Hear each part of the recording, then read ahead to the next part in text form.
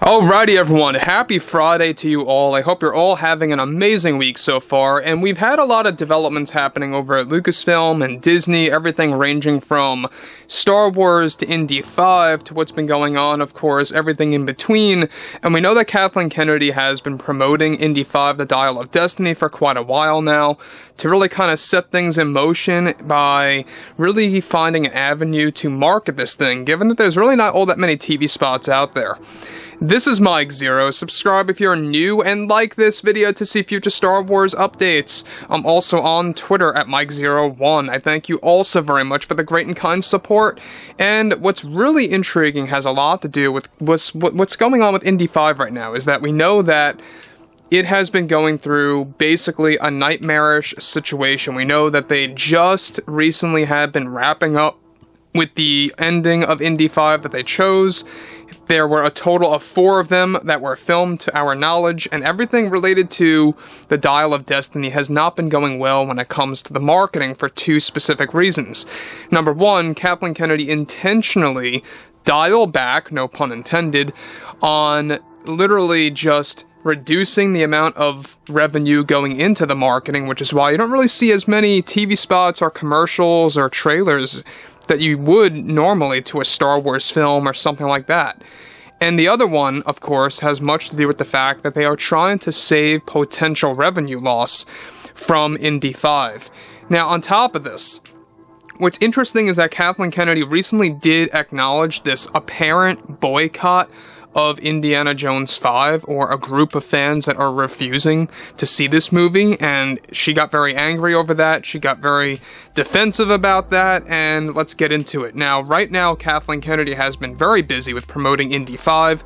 However, in a recent interview, she went on to address the apparent boycott that has been forming for fans to refuse to watch Indy 5 in theaters.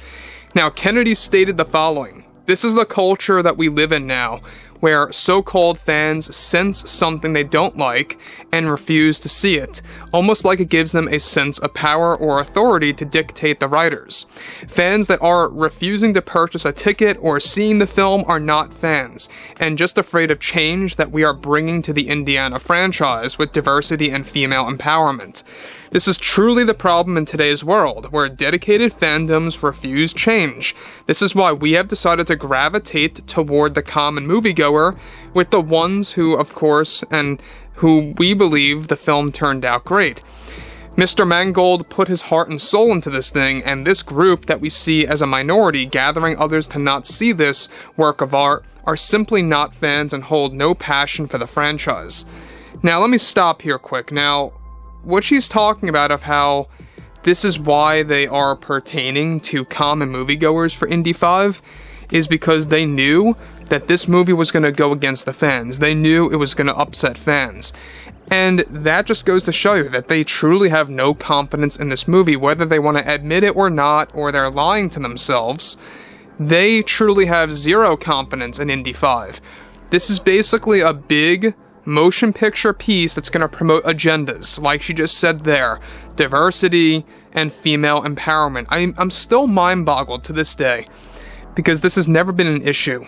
Throughout the past multiple decades, we have had plenty of diversity, plenty of female empowerment, and I pointed this out several times, and, forgive me if I've stated this way too many times, but we have many heroes out there like Ellen Ripley and Sarah Connor and all these big-time heroes and strong female characters in pop culture that nobody had an issue with, and that had a lot to do with the fact that it wasn't forced, it was well written, it fit the story, and it just worked.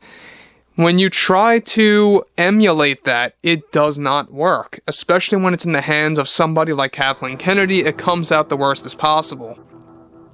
So, that brings us to the next scenario, alright? Now, on top of this, Kathleen Kennedy continues to address the following. She states, "It's one thing to criticize a film. It's another thing to decide to not see a movie before its release." Now, by the way, guys, I think that the reason why she's getting so defensive is because of the boycott that happened with Solo: A Star Wars Story. She also got defensive over that back in 2018, let's not forget. She continues, let alone before a majority of reviews arrive in the public. The fans need to remember it's just a movie and nothing more than entertainment. It does not impact daily lives and should be treated only as a way to escape reality for a couple of hours.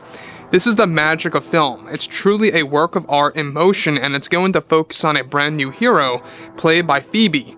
Helena is the new up-and-comer in the INDY franchise, and we would love to see her come to have great use again in perhaps sequels to this film that we have been discussing earlier on.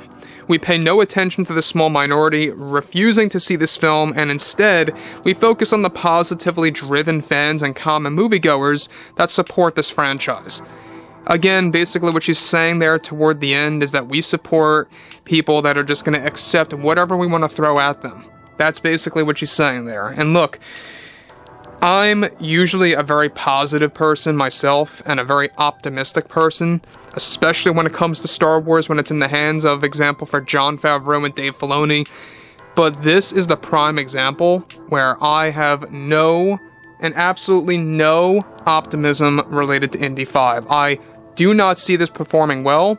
I do not see fans supporting it when it comes out, and I'm calling it right now. It is going to have a similar backlash to that of The Last Jedi 2.0. Alright? It's going to be that. It's going to be a Last Jedi 2.0 situation. It will be.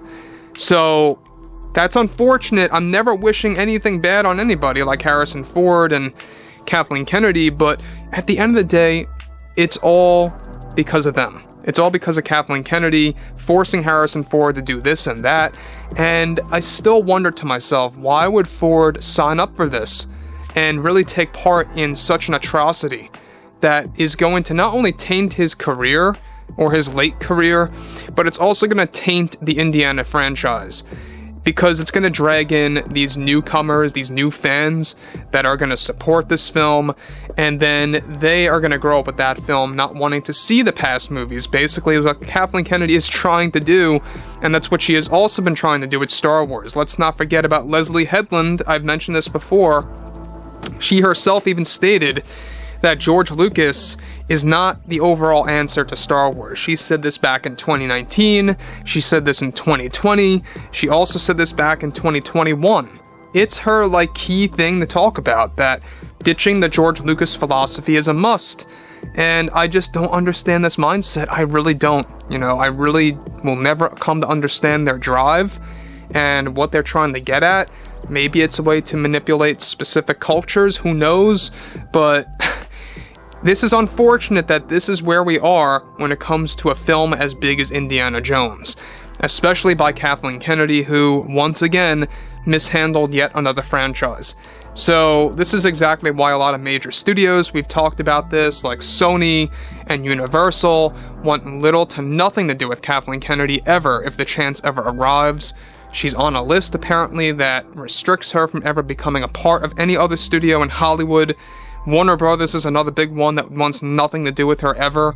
So there's a lot of things happening with her, and it's all her fault at the end of the day. It really is. So, guys, I would love to hear what you all have to say about this below in the comments, and if you all did enjoy the content for today, make sure to drop a thumbs up on this video to support the channel, and I will catch you guys next time.